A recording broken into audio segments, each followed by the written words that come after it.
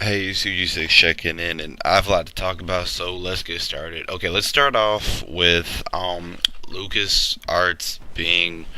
Okay, let's start off by talking how Dice bought the rights to Lucas Arts and their three new potential games that they could be making. Now, like most other YouTubers over here on YouTube, we're all thinking about how great Battlefront 3 is, or how good it will be, because now that it's going to be potentially running on the Frostbite 2 or 2.5 engine, it's going to be pretty cool. Because if you played Battlefront 2 back in the day, that game was actually pretty cool, and it was way ahead of its time, and it brought together a lot of important stuff. I mean, it kind of sort of, like, if you really think about it, it sort of resembled Battlefield, because you had an engineer class, and that's never never mind.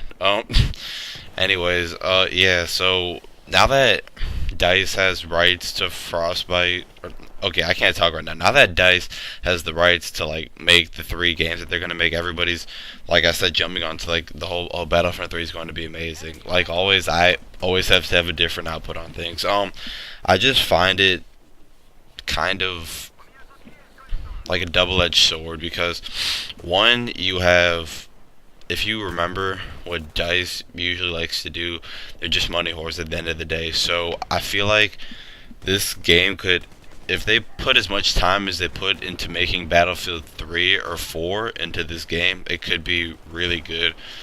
Or it can be a fluke and be like Medal of Honor Warfighter. And I know that you guys don't want to hear that, but at the end of the day, that was a DICE produced title, and that's what happens when you speed up a game that's not supposed to be rushed. So pushing this back, we're probably going to see Battlefront 3 in like 2014 or 15, when all the production for Battlefield 4, maybe a Bad Company 3 is out of the way, because they're trying to keep up with the whole Call of Duty franchise with the year-to-year title release. So that being said, I just feel like if they're actually going to make a Battlefront 3, then instead of jeopardizing what a bunch of fans want, which is a really good game running on the Frostbite 2 engine, they should actually have a really good team focus on that, while the other team focuses on like Battlefield 5 or Bad Company 4 or something like that. I just don't want them to have too small of a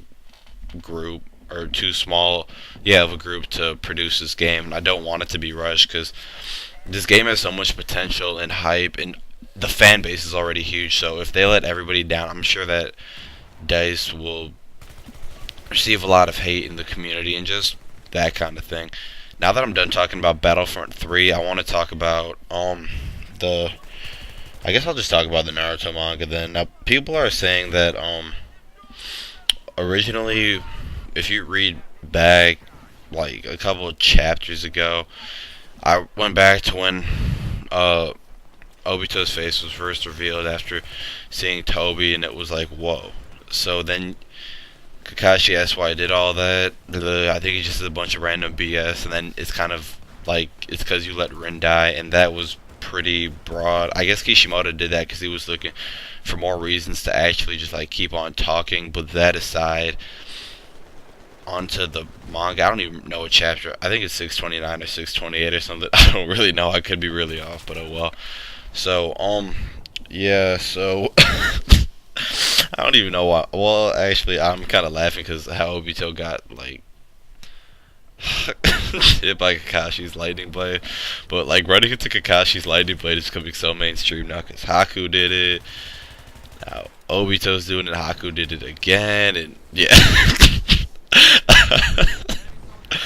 Okay, but back to what I was saying.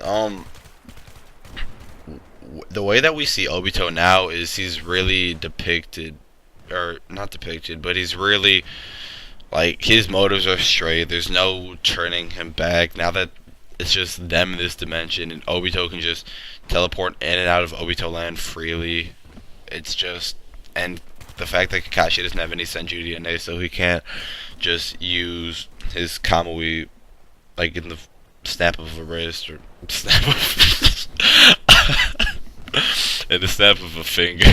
That Obito can. It's gonna take him a lot more chakra. Obito's still, believe it or not, since he has all that Senju DNA, he's more or less fresh. He and Kakashi has a little bit of the Nine Tails chakra because Naruto's spreading the Nine Tails chakra like it's a wildfire. It's like the new Senju DNA, but that's whatever. Because Naruto and Kurama are actually like completely, I wouldn't say dead, but they need Minato to just come and give them all their chakra back. And I don't know why I put so much emphasis on the word come. Yeah, so okay. Now that I'm done just talking about random stuff, in Obito Land, Obito's mindset is kind of like, oh, I don't see the point. It's kind of weird to say.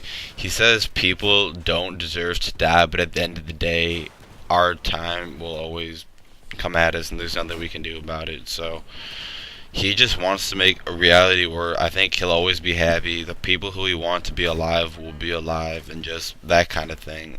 And honestly, this kind of shows how crazy and drifted Obito has become since all of this has happened. And yeah, he's one crazy dude now. I don't have much to say on Obito, but people are also okay. Generally, he's crazy. He's in love with Rin. He's not jealous of Kakashi, and he's not. I don't say he's mad at Kakashi because he didn't say he was. He just said he's mad at this world because a couple of chapters ago he said reality is cruelty moving forward, which is actually pretty deep because it can potentially happen, but with the positive mindset and the fact that it's a Shonen Jump manga, you know that something positive is going to happen and Naruto is going to save the day, or Kakashi, but all that. Okay, so a very last thing I do was at the very end of the chapter after Kakashi pulls his hand out of Obito and there's that giant hole like where his heart should be. It's like like you see, like you saw the blood and all that stuff, but you didn't expect him to be. Some people expected him to be dead, but if you looked at his facial expression, he looked completely fine. He was just holding it like a baby. He's like, "Oh, this is the hole to my heart, Kakashi. I'm just waiting for Rin to fill it now." But I guess it's whatever though.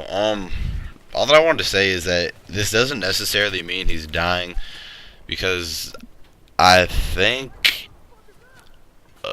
shit, I probably should have researched this before I made this commentary, but I'm pretty sure that the side that Kakashi hit was his Senju, I forget that white guy's name, but that's his Zetsu side. So it's like when he was fighting Conan and he lost that arm and stuff, that just regenerated back. He's like the Piccolo of Naruto. He'll be fine.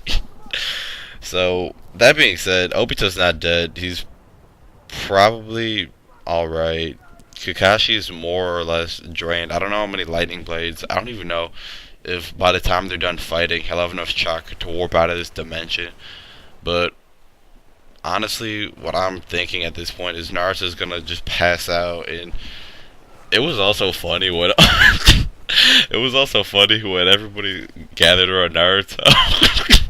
I was laughing at this because I was like, Naruto was on a completely different level from you guys, and he was barely holding off Madara. You guys are just a bunch of fodder ninja that can't do shit.